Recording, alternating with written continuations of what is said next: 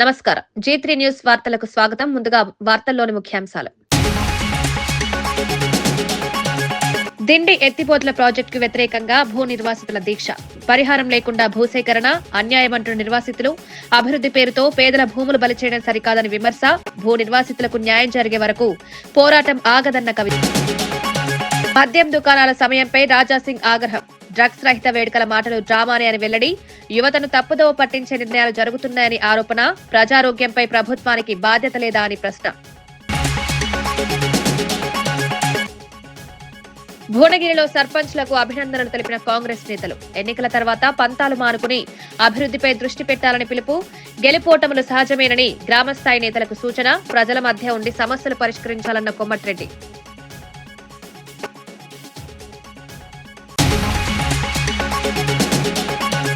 శివాజీ వ్యాఖ్యలపై KA Paul స్పందన. చట్టం ముందు అందరూ సమానమేనని కేఏ పాల్ స్పష్టం. రాజకీయ మద్దతుతో సెలెక్టివ్ చర్యలు సరికాదని వ్యాఖ్య. మహిళల గౌరవంపై ఒకే ప్రమాణం ఉండాలని డిమాండ్. కొందరిపై చర్యలు లేకపోవడం అన్యాయమని ఆరోపణ. జనవరి 1 నుంచి నాంపల్లిలో నుమాయిష్ ఎగ్జిబిషన్. దేశవ్యాప్తంగా పరిశ్రమలు పాల్గొనే వాణిజ్య ప్రదర్శన. చిన్న మధ్య తరహా పరిశ్రమలకు మార్కెట్ అవకాశం. సందర్శకుల భద్రతకు పూర్తిస్థాయి ఏర్పాట్లు. దత్తత గ్రామమైన పెదమైన వానికలంకలో నిర్మించిన సైక్లోన్ భవనం అనేక విధాలుగా ఉపయోగపడడం సంతోషాన్ని కలిగిస్తుందని కేంద్ర ఆర్థిక మంత్రి నిర్మలా సీతారామన్ తెలిపారు. ప్రకృతి విపత్తుల సమయంలో ప్రజలకు రక్షణగా నిలవడమే కాకుండా సాధారణ రోజుల్లో గ్రామావసరాలకు ఈ భవనం ఎంతో ఉపయోగపడుతోందని ఆమె పేర్కొన్నారు. తుఫాన్లు, వరదల సమయంలో ప్రజలకు భద్రత కల్పించేందుకు ఇలాంటి మౌలిక సదుపాయాలు ఎంతో అవసరమన్నారు. గ్రామీణ ప్రాంతాల్లో విపత్తు నిర్వహణ వ్యవస్థను బలోపేతం చేయడమే కేంద్ర ప్రభుత్వ లక్ష్యమని చెప్పారు. స్థానిక ప్రజల సహకారంతో ఈ భవనం సమర్థంగా వినియోగంలోకి రావడం అభినందనీయమని పేర్కొన్నారు. గ్రామాభివృద్ధిలో ఇలాంటి శాశ్వత నిర్మాణాలు కీలక పాత్ర పోషిస్తాయని నిర్మలా సీతారామన్ తెలిపారు.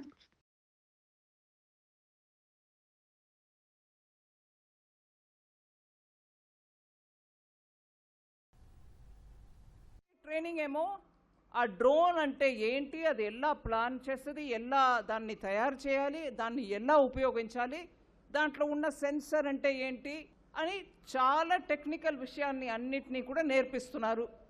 3 నెలల తర్వాత మీకు సర్టిఫికేట్ దొరుకుతుంది. దాని తర్వాత మీరు AI ద్వారా నడిచే కంపెనీలో వెళ్తే మీకు ఉద్యోగం దొరకడం ఖచ్చితం. జస్ట్ డ్రోన్ కాదు, 3D ప్రింటర్ కావచ్చు, లేకపోతే రోబోటిక్స్. అక్కడ మనం చూస్తున్నాం, రోబోట్ లాగా కుక్క ఒకటి నమస్కారం చేస్తుంది, ఇంకా మనం చెప్పేదన్నీ కూడా చేసడానికి తయారుగా ఉన్నటువంటి రోబోట్. అది రోబోట్ అంటే ఏంటి, ఎక్కడ ఉపయోగించాలి, అది దానివల్ల ఏమేమి చేయవచ్చు, దానికి ట్రైనింగ్. 3 రకమైన ట్రైనింగ్. విదేశాల్లో ఉన్నటువంటి మార్కెట్ అన్నిటినీ కూడా మన ప్రోడక్ట్స్ అక్కడ ఎలాగ వెళ్ళి సేల్ చేయడం, అమ్మడం ఎలాగా, దానికి ఆన్లైన్ ద్వారా ఏమేమి చేయవచ్చు, ఇవన్నిటిని ట్రైనింగ్. 3వది ట్రైనింగ్. సో 3 రకాల ట్రైనింగ్ ఈ సియంట్ కంపెనీ ద్వారా వాళ్ళే మెటీరియల్ ఇస్తున్నారు, వాళ్ళే కంప్యూటర్ ఇస్తున్నారు, వాళ్ళే దానికి కావాల్సిన పుస్తకాలు మీరు దాని నుంచి నేర్చుకొని కంప్యూటర్లో చేయడానికి ఆ పుస్తకాలని కూడా వాళ్ళే తయారు చేసి ఇస్తున్నారు. ఇప్పుడు ఇంగ్లీష్లో ఇస్తున్నారు, తెలుగులో కూడా ఇస్తున్నారు. నేను 2014-15లో వచ్చినప్పుడు ఒక 10 సంవత్సరం తర్వాత ఇట్లా ఒక మోడర్న్ ట్రైనింగ్కి ఇక్కడ ఒక ట్రైనింగ్ సెంటర్ మనం పెట్టగలుగుతాం, దాంట్లో ఇండస్ట్రీ వచ్చి పాల్గొంటుంది. ఇవన్నీ నాకు మనసులో లేదు. ఇప్పుడు మీ అందరికీ వర్షాలు వస్తే, సైక్లోన్ వస్తే, లేదా పంచాయతీ వాళ్ళకి ఒక స్థలం ఉండాలి అనే ఆలోచనతోటి ఈ బిల్డింగ్ కట్టాం. కానీ అది ఎన్ని రకాల ఇవాళ మనకు ఉపయోగంగా ఉంది అనేది చూస్తున్నాం.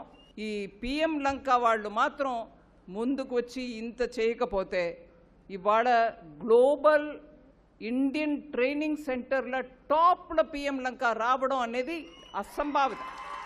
150 దగ్గర అప్లికేషన్స్ ఉన్నాయి. PM ఆవాస్ యోజన ఆ ప్లాన్లో, PM ఆవాస్ యోజనలో ఆ 140. మాజీ సీఎం జగన్ 5 ఏళ్ల పాలనలో పూర్తి చేయలేని వైద్య కళాశాలలను PPP విధానంలో తప్పకుండా పూర్తి చేస్తామని మంత్రి సత్యకుమార్ యాదవ్ స్పష్టం చేశారు. తిరుపతిలోని సంస్కృత విశ్వవిద్యాలయంలో నిర్వహించిన భారతీయ విజ్ఞాన సమ్మేళనంలో పాల్గొన్న ఆయన రాష్ట్ర వైద్య విద్య, ఆరోగ్య, మౌలిక సదుపాయాల అభివృద్ధిపై ప్రభుత్వం గట్టిగా దృష్టి పెట్టిందన్నారు. ప్రజలకు మెరుగైన వైద్య సేవలు అందించడమే లక్ష్యమన్నారు. రాష్ట్ర అభివృద్ధిని చూసి ఓర్వలేక జగన్ బెదిరింపు రాజకీయాలు చేస్తున్నారని విమర్శించారు. 2.0 0 అంటూ పగటి కలలు కంటున్నారని ఎద్దేవా చేశారు. పీపీపీ విధానం ద్వారా నాణ్యమైన వైద్య విద్య, ఆసుపత్రుల సదుపాయాలు అందుబాటులోకి తెస్తామని, ఇది రాష్ట్రానికి దీర్ఘకాలికంగా ఉపయోగపడుతుందని మంత్రి తెలిపారు. చేసి నిర్లక్ష్యం చేసిన వ్యక్తి ఇవాళ యోగా మీద ఇటువంటి మాటలు మాట్లాడుతున్నారు. మరి 190 దేశాలు యోగాను ప్రాక్టీస్ చేస్తున్నాయి అంటే వాళ్ళకందరికీ తెలియజేస్తున్నారా? పీపీపీ మోడల్లో 5 సంవత్సరాలు ఆయన నిర్మించలేకపోయారు. పీపీపీ మోడల్లో కళాశాలను పూర్తి చేస్తాం, అందరి మీద దౌర్జన్యాలు, అటవిక పాలన చేసిన కారణంగానే ఎటువంటి గుణపాఠం నేర్పారు. 151 సీట్ల నుంచి 11 సీట్లకు పరిమితం చేశారు. ఇప్పటికి కూడా తెలుసుకోకుండా ఇలాంటి బెదిరింపు ధోరణికి పాల్పడుతున్నారు. ఏ చట్టం కింద, ఏ సెక్షన్ కింద ఆయన మరి అరెస్ట్ చేస్తారో నాకైతే అర్థం కావాలా. కేవలం స్వార్థపూరిత రాజకీయాలు మాత్రమే చేస్తూ రాష్ట్రంలో అభివృద్ధి జరగకూడదు, రాష్ట్రంలో కళాశాలల నిర్మాణం జరగకూడదు, నాణ్యమైన వైద్య సేవలు పేదలకు అందకూడదు అనే ఒక విపరీత మానసికతతో బాధపడుతున్న వ్యక్తులు సమాజం దూరం ఉంచాల్సిన అవసరం ఉంది. కళల్లో విహరించవచ్చు, పగటి కళలు కనొచ్చు, ప్యాలెస్లలో కూర్చొని రోజుకో కళ కనొచ్చు, కానీ ప్రజల అభిమానాన్ని చూరగొనాలనే విషయం గుర్తుపెట్టుకోవాలా. 2.0 కాదు, ఏ పాయింట్ ఓ కాదు, ఉన్న పాయింట్ ఒక పాయింట్ కూడా ఊడిపోయింది. వేసుకుంటున్న ప్యాంట్ అన్న కాపాడుకుంటే మంచిది. రాష్ట్రానికి మరిన్ని కేంద్ర నిధులు తీసుకొచ్చేలా ముఖ్యమంత్రి చంద్రబాబు నాయుడు స్పష్టమైన ప్రణాళికలు సిద్ధం చేశారని కేంద్ర మంత్రి రామ్మోహన్ నాయుడు తెలిపారు. శ్రీకాకుళం జిల్లా పరిషత్ సమావేశ మందిరంలో ఎమ్మెల్యేలు, అధికారులతో కలిసి జిల్లా సమగ్రాభివృద్ధిపై ఆయన సమీక్ష నిర్వహించారు. రోడ్డు భద్రత, వ్యవసాయం, పౌర సరఫరాలు, నాబార్డ్, డ్వామా, గ్రామీణ నీటి పథకం, ఆరోగ్యం, విద్య, మైనింగ్, మున్సిపాలిటీ శాఖల పనితీరుపై విస్తృతంగా చర్చించారు. ఇప్పటి వరకు చేపట్టిన పనుల పురోగతిని సమీక్షించి భవిష్యత్ కార్యాచరణపై అధికారులకు సూచనలిచ్చారు. కేంద్ర నిధులతో వ్యవసాయ, పారిశ్రామిక వృద్ధికి ప్రత్యేక ప్రాధాన్యమిస్తున్నామని, జిల్లాల అభివృద్ధిలో ఎలాంటి నిర్లక్ష్యం ఉండదని మంత్రి స్పష్టం చేశారు. ముఖ్యంగా కేంద్రం నుంచి వస్తున్నటువంటి నిధుల మీద పర్యవేక్షణ చేస్తూ గ్రౌండ్ లెవెల్లో దాని తాలూకా ఇంప్లిమెంటేషను, దాని తాలూకా ఇంపాక్ట్ ఏ రకంగా ఉంది, ఇంకా అదనంగా కేంద్రం నుంచి ఎలాంటి సపోర్ట్ కావాలన్న దాని మీద కొన్ని ఇంపార్టెంట్ సబ్జెక్ట్స్ మీద కూడా డిస్కస్ చేయడం జరిగింది. అందులో ముఖ్యంగా అగ్రికల్చర్ కానీ, ఎడ్యుకేషన్ కానీ, హెల్త్ కానీ, వీటికి సంబంధించి అత్యధికంగా కేంద్రం తాలూకా సపోర్ట్తోనే అనేక రకాలైనటువంటి కార్యక్రమాలు జరుగుతూ ఉంటాయి. రాష్ట్రం గత 5 సంవత్సరాలు గత ప్రభుత్వంలో పడినటువంటి ఆర్థిక కష్టాల నుంచి బయటకు తీసుకొని రావడానికి ఈరోజు గత 18 నెలల్లో కేంద్రం తాలూకా సహకారంతో అనేక కార్యక్రమాలు మన రాష్ట్రంలో మనం చేసుకోగలిగాం. మా తాలూకా ఉద్దేశం ఏంటంటే, శ్రీకాకుళం జిల్లాలో ఒక పక్కన అగ్రికల్చర్ ఏదైతే అత్యధిక భాగం ఉందో, వ్యవసాయం మీద ఆధారపడినటువంటి రైతులందరూ కూడా దాని మీద ఆదాయం పెంచే విధంగా ప్రభుత్వం వాళ్ళకి సహకారం అందించాలనేది ఒక ఎత్తున. మరొక పక్కన కొత్తగా వస్తున్నటువంటి యువతరం ఎవరైతే ఉన్నారో వాళ్ళకి ఉద్యోగ అవకాశాలు స్థానికంగానే కల్పించాలి. గుంటూరు నగర ప్రజలకు సురక్షితమైన తాగునీరు అందించడమే కూటమి ప్రభుత్వ ప్రధాన లక్ష్యమని కేంద్ర మంత్రి పెమ్మసాని చంద్రశేఖర్ స్పష్టం చేశారు. ఈ దిశగా నూతన ఈఎల్ఎస్ఆర్ ట్యాంకుల నిర్మాణానికి ప్రణాళికలు సిద్ధం చేసినట్లు తెలిపారు. వేగంగా పెరుగుతున్న జనాభా అవసరాలను దృష్టిలో పెట్టుకుని దీర్ఘకాలిక పరిష్కారంగా ఈ ట్యాంకు ఉపయోగపడతాయని పేర్కొన్నారు. తాగునీటి సమస్యల వల్ల ప్రజలు ఎదుర్కొంటున్న ఇబ్బందులను ప్రభుత్వం సీరియస్ గా తీసుకుందని, శాశ్వత పరిష్కారాలకే ప్రాధాన్యమిస్తున్నామన్నారు. ఆధునిక సాంకేతికతతో నిర్మించే ఈ ట్యాంకుల ద్వారా నీటి నిల్వ సామర్థ్యం పెరిగి సరఫరాలో అంతరాయం లేకుండా చర్యలు తీసుకుంటామని వివరించారు. గుంటూరు నగర అభివృద్ధిలో తాగునీరు కీలక అంశమని, ప్రజల ఆరోగ్యమే ప్రభుత్వ ప్రాధాన్యమని మంత్రి స్పష్టం చేశారు. స్టోరేజ్ లెవెల్ ట్యాంకర్స్ ఇవన్నీ అప్పట్లో కట్టినప్పుడు పైన రూఫ్ని ఏదో జస్ట్ రూఫ్ లాగా ఆలోచించి చేశారు. లోపల ప్లాస్టింగ్ చేయకపోవటం, తర్వాత థిక్నెస్ ఆఫ్ ది రూఫ్ తక్కువగా ఉండటం వల్ల అన్ని ట్యాంకులకి రూఫులు లేచిపోయినాయి. 15 సెంటీమీటర్స్ అంటే 50% థిక్నెస్ పెంచడం, అదేవిధంగా రూఫ్లో ఇన్సైడ్ కూడా ప్లాస్టింగ్ చేసి ఎపాక్సీ పెయింటింగ్ వేసి ఫ్యూచర్లో ఈ క్లోరిన్ ఎక్స్పోజర్ వల్ల కానీ ఇంకో దాని వల్ల ఐరన్ ఎక్స్పోజ్ అవ్వకుండా ఆ రూఫులు పాడవకుండా ఉంటే వీటికి ఒక లాంజివిటీ ఉంటుంది. అన్నీ ఎక్కువ మంది, లక్షల మంది వాటర్ తాగేటువంటి విషయం ఇది. చాలామందిని మనం ప్రైవేట్ సిటిజన్స్ని కూడా వీటన్నిటి మీద అబ్జర్వ్ చేయమని చెప్పాం. వర్కులన్నీ కూడా కేవలం గవర్నమెంట్ మిషనరీ కాకుండా వాళ్ళు కూడా చొరవ తీసుకొని ఈ వర్కులు జరిగేటప్పుడు కొంచెం క్వాలిటీ మెయింటైన్ చేస్తే ప్రాంతానికి మంచి జరుగుతుంది. చారగొండ మండలం ఎర్రవెల్లి గ్రామ సమీపంలోని దిండి నార్లపూల్ ఎత్తిపోతల రిజర్వాయర్ కు వ్యతిరేకంగా భూ నిర్వాసితులు రిలే నిరాహార దీక్ష చేపట్టారు. తమ భూములు, జీవనాధారాలు కోల్పోతున్నామని ఆందోళన వ్యక్తం చేస్తూ నిర్వాసితులు ఈ దీక్షకు దిగారు. గ్రామస్తులు భూ నిర్వాసితులకు సంఘీభావంగా తెలంగాణ జాగృతి అధ్యక్షురాలు కల్వకుంట్ల కవిత స్వయంగా దీక్షలో కూర్చున్నారు. అభివృద్ధి పేరుతో పేదల భూములు బలి చేయడం అన్యాయమని ఆమె విమర్శించారు. ముందస్తు చర్యలు, సముచిత పరిహారం లేకుండా ప్రాజెక్టులు చేపట్టడం వల్లే ప్రజలు రోడ్డెక్కాల్సి వస్తోందన్నారు. భూ నిర్వాసితులకు న్యాయం జరిగే వరకు తమ పోరాటం కొనసాగుతుందని కవిత స్పష్టం చేశారు.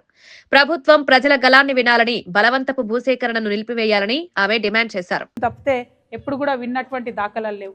కాబట్టి మీరు తీసుకున్నటువంటి నిర్ణయం అత్యంత ప్రజాస్వామ్యబద్ధంగా. నాకు నిన్న తమ్ముడు గణేష్ చెప్తుండే, అక్క వాళ్ళు పాపం ఎలక్షన్లు బాయ్కాట్ చేసింది. నేను ఆశ్చర్యపోయినా, నిజంగానే ఎవరు ఓట్లేదా, అసలు ఎలక్షనే పెట్టలేదా అంటే ఎలక్షన్ బాయ్కాట్ చేసిన. కానీ ఎంత దారుణం అంటే ఎలక్షన్ బాయ్కాట్ చేస్తే కనీసం ఎమ్మెల్యే గారో ప్రభుత్వమో ఎలక్షన్ కమిషన్ ఆఫీసర్లో ఎవ్వరు కూడా ఊరికొచ్చి పలకరించలేదంటే ఎంత అన్యాయం ఇది. అంటే ఒక ఓటు మనకు ఉంది అని అంటే నేను ఒక మనిషి కింద లెక్క ఈ దేశంలో. మరి ఇంతమంది ఓట్లు ఉన్నారు, ఇంతమంది ఎలక్షన్ బాయ్కాట్ చేసినా కూడా ఎలక్షన్ కమిషన్ వచ్చి చూడలేదంటే మరి ఎర్రవల్లోళ్ళు మనుషులు కాదా అని నేను అడుగుతా ఉన్నా. మన ఓట్లు కావా అని నేను అడుగుతా ఉన్నా. మరి ఈ ప్రజాస్వామ్యంలో ఓటుకు విలువ లేదంటే ఇక దేనికి విలువ ఉంది అని నేను అడుగుతా ఉన్నా. మరి ఈ విషయం మాత్రం చాలా సీరియస్గా తీసుకుంటా. నేను ఈ విషయం ఇక్కడితో వదిలిపెట్టాను. Election commission, state election commission officer రాలేదంటేనే అది చాలా అన్యాయం. సెంట్రల్ ఎలక్షన్ కమిషన్ వరకు కూడా ఈ విషయం తీసుకుపోవాలి. ఎందుకంటే మీరు ఏమన్నారమ్మా, ధర్నా చేసిర్రా, ఎవరైనా డిస్టర్బ్ చేసిర్రా, ఎవరింటి మీద కన్నా పోయినరా, ఏం చేయలే. మీ హక్కుగా మేము ఓటేయమని చెప్పన్నారు. ఇంతకన్నా అందంగా నిరసన ఎట్లా చెప్తారో ఈ ప్రజాస్వామ్యంలో నిజంగా పాలకులు కూడా చెప్పాల్సినటువంటి అవసరం ఉన్నది. అది చేయలేదు, అది మొదట అవమానం. రెండవది, మీరు 27 రోజుల నుంచి ఇక్కడ ధర్నా చేస్తున్నా కనీసం ఏ నాయకులు, అది ఏ ప్రతిపక్షం అన్నా కావచ్చు, ఎవరన్నా కావచ్చు, వచ్చి చూడకపోవడం ఇంకా అన్యాయం. నేను ఇదే వేదిక నుండి, ఎర్రవల్లి వేదిక నుండి కలెక్టర్ గారిని డిమాండ్ చేస్తూ ఉన్నా.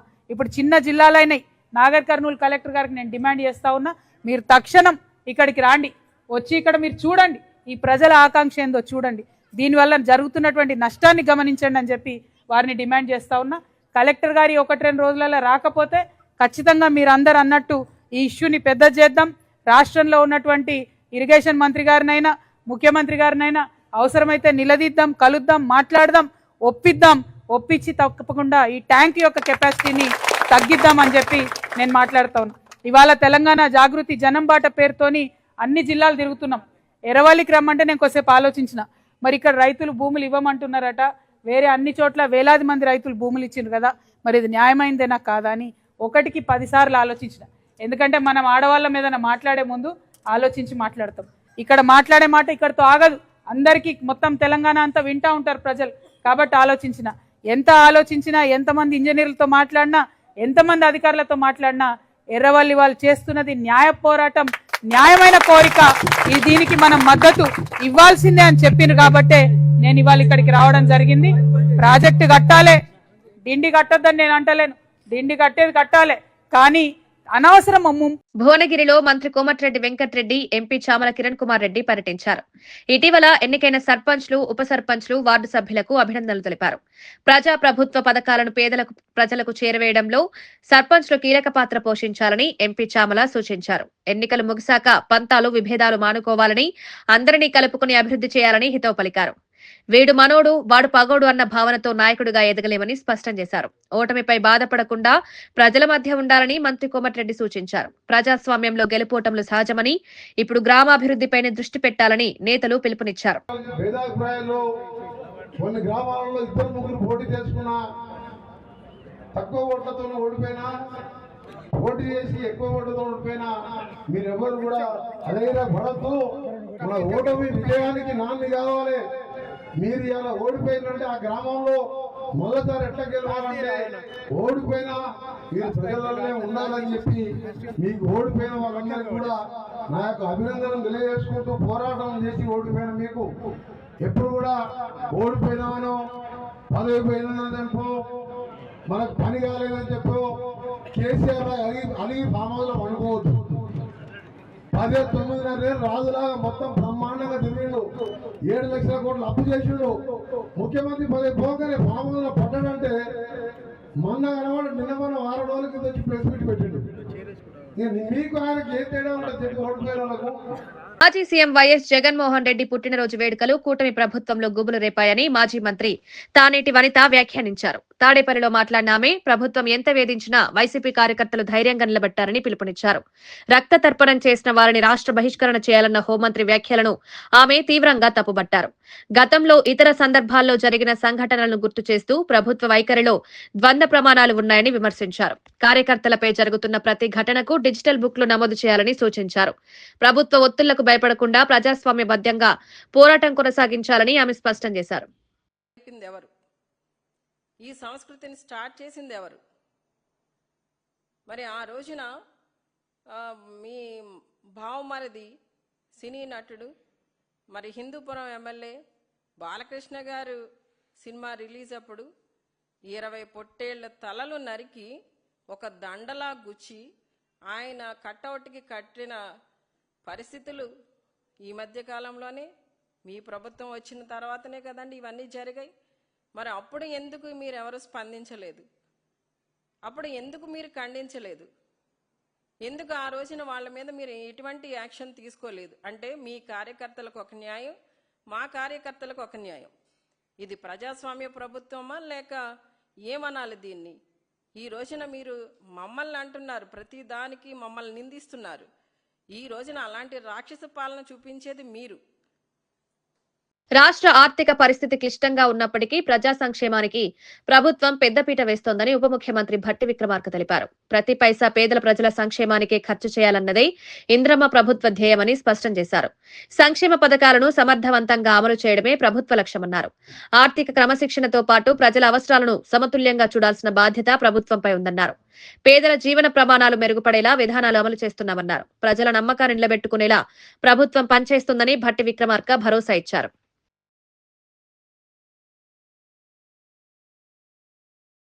కుటుంబాలు ఏదో ఒక పథకం తీసుకొచ్చి ఆ కుటుంబం ఇబ్బంది పడకుండా రాష్ట్రంలో ఉన్న ఆర్థిక వసతుల్లోనే ఏదో ఒక పథకం చేసి అందరికీ అందించి ఇది మన ప్రభుత్వం మన కోసం పనిచేస్తుందనేటువంటి నమ్మకం కలిగించాం. కాబట్టే ఈరోజు ఈ రాష్ట్ర వ్యాప్తంగా మొన్న జరిగినటువంటి స్థానిక సంస్థల ఎన్నికల్లో దాదాపు 65 నుంచి 70% ఈ రాష్ట్రంలో కాంగ్రెస్ పార్టీని ప్రభుత్వాన్ని ఆశీర్వదించి పెద్ద ఎత్తున సర్పంచులు గెలిపించారు.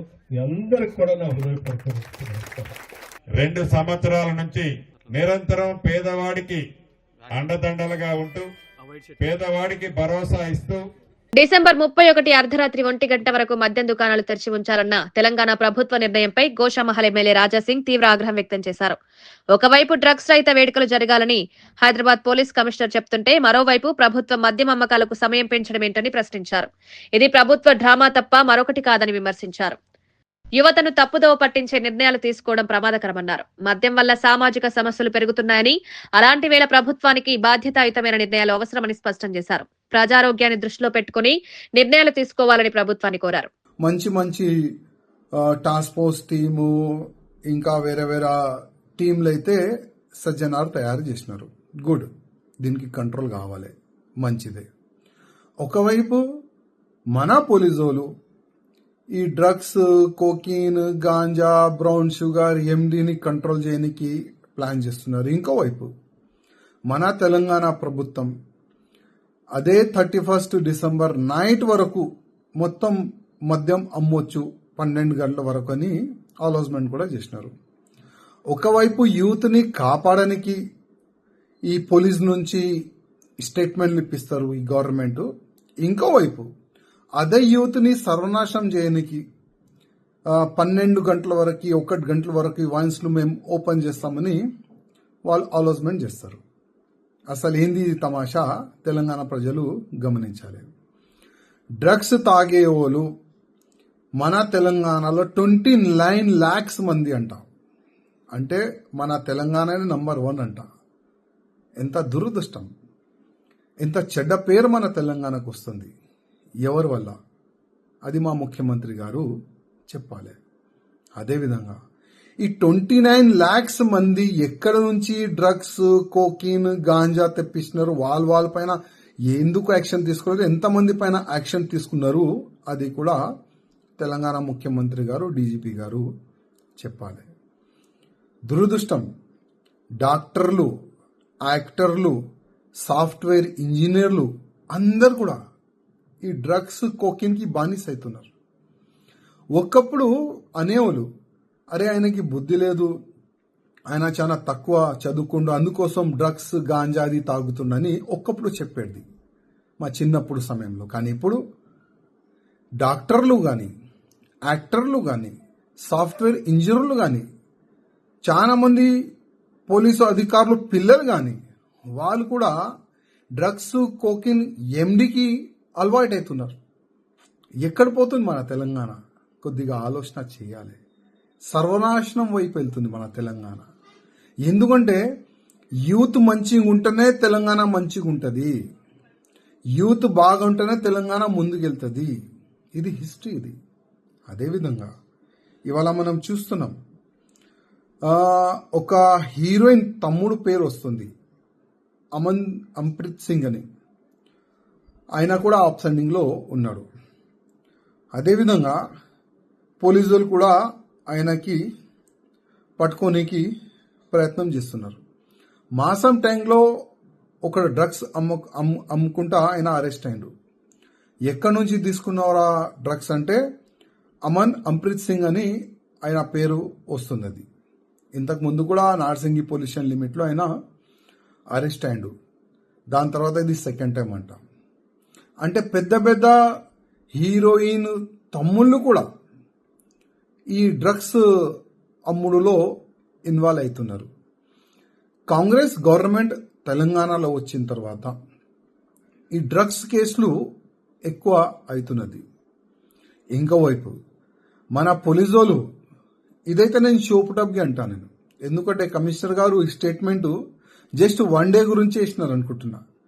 కానీ ఈ న్యూ ఇయర్ తర్వాత పోలీసు వాళ్ళు యాక్టివ్ గారా, పట్టుకోరా, డ్రగ్స్ కోకిన్ ఎండి అమ్మే వాళ్ళకి ఏం అరెస్ట్ చెయ్యరు. హీరోయిన్ల వస్త్రధారణపై నటుడు శివాజీ చేసిన వ్యాఖ్యలపై ప్రజాశాంతి అధినేత కేఏ పాల్ స్పందించారు. శివాజీ మహిళా కమిషన్ ముందు క్షమాపణ చెప్పారని, ఆయన ఉద్దేశపూర్వకంగా ఎవరిని కించపరచలేదని పాల్ పేర్కొన్నారు. మరోవైపు ఓ ఈవెంట్లో నటుడు ఎమ్మెల్యే నందమూరి బాలకృష్ణ చేసిన వ్యాఖ్యలను ప్రస్తావిస్తూ ఆ సందర్భంలో ఎందుకు చర్యలు తీసుకోలేదని ప్రశ్నించారు. రాజకీయ మద్దతు కారణంగానే కొందరిపై చర్యలు ఉండవని ఆరోపించారు. చట్టం ముందు అందరూ సమానమేనని, సెలెక్టివ్ చర్యలు ప్రజల్లో అసంతృప్తి పెంచుతాయని పాల్ అన్నారు. మహిళల గౌరవం విషయంలో ఒకే ప్రమాణం ఉండాలని డిమాండ్ చేశారు. His words were not that appreciated. But when Balakrishna actor, a bigger actor, Telugu Desam Party MLA, BJP alliance, talked about my fans like when I kiss girls on a national platform, pregnant them. Where was the women's right groups? Where were the National Women's Commission? Was he called? No. Was he punished? No. But what was he? He was given Padma Bhushanam this year, 2025. And maybe next year they will give him Bharat Ratna because he is BJP alliance. A politician, former MLA of BJP UP, I think Sengar, his name, raped a young girl terribly. CBI investigated and convicted him. He is being given bail again and again, even though victim is saying my life is in danger. BJP and Modi government is losing credibility, saying actor Shivaji is punished because he is questioning the BJP rule and praising Nehru and Hyderabad మహానగర రాజకీయాల్లో తనదైన ముద్ర వేసిన మహానాయకుడు P Janardhan Reddy సేవలు ఎప్పటికీ గుర్తుండిపోతాయని BRS working president KTR కొనియాడారు. సమైక్య పాలన కాలంలో హైదరాబాద్ నగరానికి తాగునీరు అందించాలనే లక్ష్యంతో అప్పటి కాంగ్రెస్ ప్రభుత్వంపై ప్రజల తరపున పోరాడిన నాయకుడు పీజేఆర్ అని గుర్తు చేశారు. ప్రాంతాలు, కులాలు, పార్టీలకు అతీతంగా ప్రజల మన్ననలు పొందిన అరుదైన నేతగా ఆయన నిలిచారన్నారు. పేదల సమస్యలపై రాజీ పడకుండా పోరాటం చేసిన నాయకత్వం నేటి తరానికి ఆదర్శమని కేటీఆర్ తెలిపారు. హైదరాబాద్ అభివృద్ధి, ప్రజా సమస్యల పరిష్కారంలో పీజేఆర్ పాత్ర కీలకమన్నారు. ప్రజల గుండెల్లో చిరస్థాయిగా నిలిచిన నాయకుడు పీజేఆర్ చరిత్రలో నిలిచిపోతారని కేటీఆర్ వ్యాఖ్యానించారు. రాష్ట్రం వచ్చిన తర్వాత కేసీఆర్ గారి నాయకత్వంలో జరిగిన అభివృద్ధి, సంక్షేమం ఇవన్నీ కూడా పీజేఆర్ గారు కనుక మన మధ్యన ఉండింటే నిజంగా ఆయన గుండె కూడా ఆనందంతో పులకించిపోయి ఉంటుందని నేనైతే అనుకుంటా ఉన్నాను. ఇవాళ ఆయన వారసత్వాన్ని, ఆయన ఆశయాలను మా తమ్ముడు, మాజీ శాసనసభ్యుడు, ఆయన సుపుత్రుడు విష్ణువర్ధన్ రెడ్డి గారు ఒకవైపు పెద్దమ్మ దేవాలయాన్ని నిష్టగా పీజేఆర్ ఆలోచనకు అనుగుణంగా మరి సాంప్రదాయ పద్ధతుల్లో భక్తుల మనోభావాలకు అనుగుణంగా ముందుకు తీసుకుపోవడంతో పాటుగా హైదరాబాద్ మహానగర అభివృద్ధిలో, హైదరాబాద్ నగర ప్రజల సంక్షేమంలో తనదైన పాత్ర పోషిస్తూ మరి వాళ్ళ కేసీఆర్ గారి నాయకత్వంలో విష్ణువర్ధన్ రెడ్డి గారు, పీజేఆర్ గారు ఆశయాలను ముందుకు తీసుకొని పోతా ఉన్నారు. తప్పకుండా మేమందరం కూడా ఎంతైతే నిష్ఠతో, ఎంతైతే మరి ఒక శ్రద్ధతో ప్రజల కోసం పీజేఆర్ గారు తన జీవితాన్ని అంకితం చేశారో, భవిష్యత్ తరాల నాయకులు ఏ పార్టీ వాళ్ళైనా సరే భవిష్యత్ జనవరి 1 నుంచి ఫిబ్రవరి 15 వరకు హైదరాబాద్ నాంపల్లిలో ఆల్ ఇండియా ఇండస్ట్రియల్ ఎగ్జిబిషన్ నిర్వహించనున్నట్లు మంత్రి శ్రీధర్ బాబు తెలిపారు. ఉప ముఖ్యమంత్రి భట్టి విక్రమార్క, మంత్రి కోమటిరెడ్డి వెంకటరెడ్డి ఈ ఎగ్జిబిషన్ ను ప్రారంభిస్తారని వెల్లడించారు. దేశవ్యాప్తంగా వివిధ రాష్ట్రాల నుంచి పరిశ్రమలు, వ్యాపార సంస్థలు పాల్గొననున్నాయన్నారు. నుమాయిష్ ద్వారా చిన్న, మధ్య తరహా పరిశ్రమలకు మార్కెట్ లభిస్తుందని, ప్రజలకు వినోదంతో పాటు వాణిజ్య అవకాశాలు అందుబాటులోకి వస్తాయని పేర్కొన్నారు. సందర్శకుల భద్రత, సౌకర్యాల కోసం పూర్తి ఏర్పాట్లు చేస్తున్నామని మంత్రి తెలిపారు. 10:30 వరకు, అదేవిధంగా వీకెండ్స్లో అంటే శని ఆదివారాలకు సంబంధించి, హాలిడేస్ సంబంధించి 11 గంటల వరకు ఓపెన్గా ఉంటుంది. ఈ ఎంట్రీ ఫీజు కూడా సొసైటీకి సంబంధించిన కార్యవర్గ సభ్యులందరూ కూడా 50 రూపాయలు ప్రతి హెడ్కి, ప్రతి మనిషికి. మరి 5 సంవత్సరాల లోబడి ఉన్న పిల్లలకి ఫ్రీగా దీనికి ఎంట్రీ పాస్తో పాటు ఈ ఎగ్జిబిషన్ రావడానికి నిర్ణయం చేయటం జరిగింది.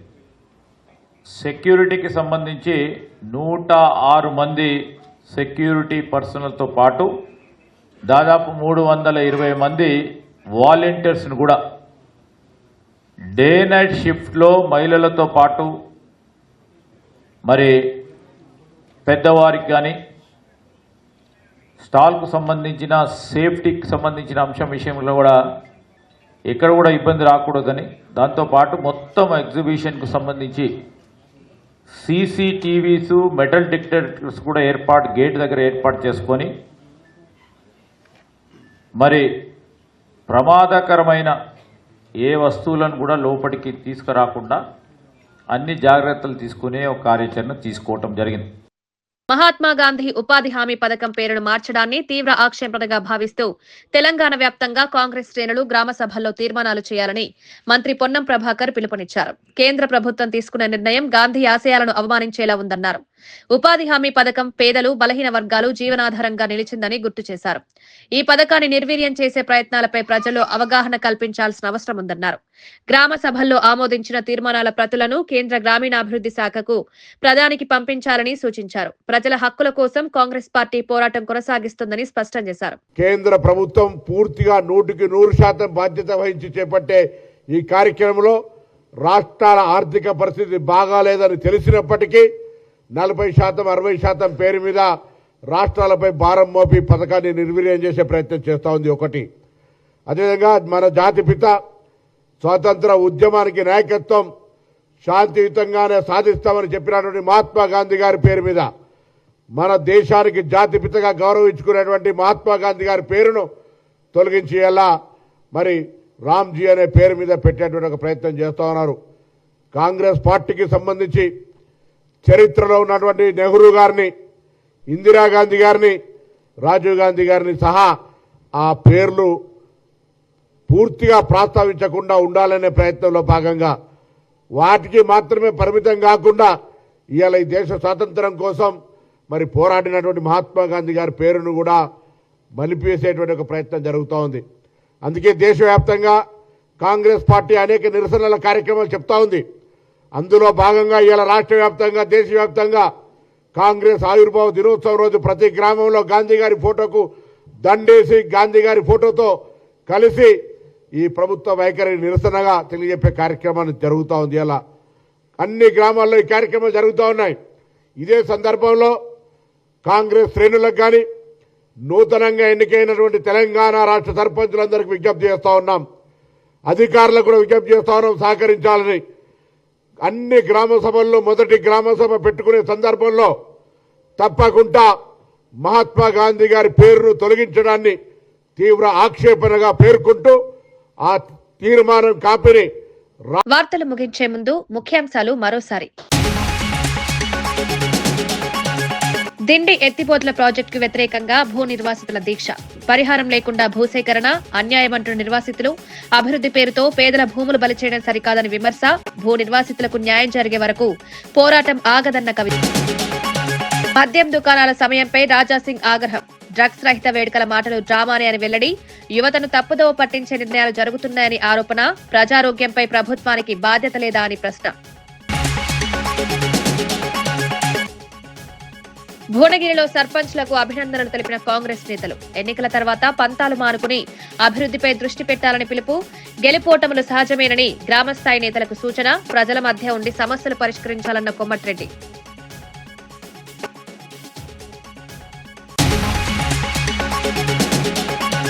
శివాజీ వ్యాఖ్యలపై కేఏ పాల్ స్పందన. చట్టం ముందు అందరూ సమానమేనని కేఏ పాల్ స్పష్టం. రాజకీయ మద్దతుతో సెలెక్టివ్ చర్యలు సరికాదని వ్యాఖ్య. మహిళల గౌరవంపై ఒకే ప్రమాణం ఉండాలని డిమాండ్. కొందరిపై చర్యలు లేకపోవడం అన్యాయమని ఆరోపణ. జనవరి 1 నుంచి నాంపల్లిలో నుమాయిష్ ఎగ్జిబిషన్. దేశవ్యాప్తంగా పరిశ్రమలు పాల్గొనే వాణిజ్య ప్రదర్శన. చిన్న మధ్య తరహా పరిశ్రమలకు మార్కెట్ అవకాశం. సందర్శకుల భద్రతకు పూర్తిస్థాయి ఏర్పాట్లు. ఇవి ఈనాటి వార్తా విశేషాలు. మరో బులెటిన్లో మళ్లీ కలుద్దాం. నమస్కారం.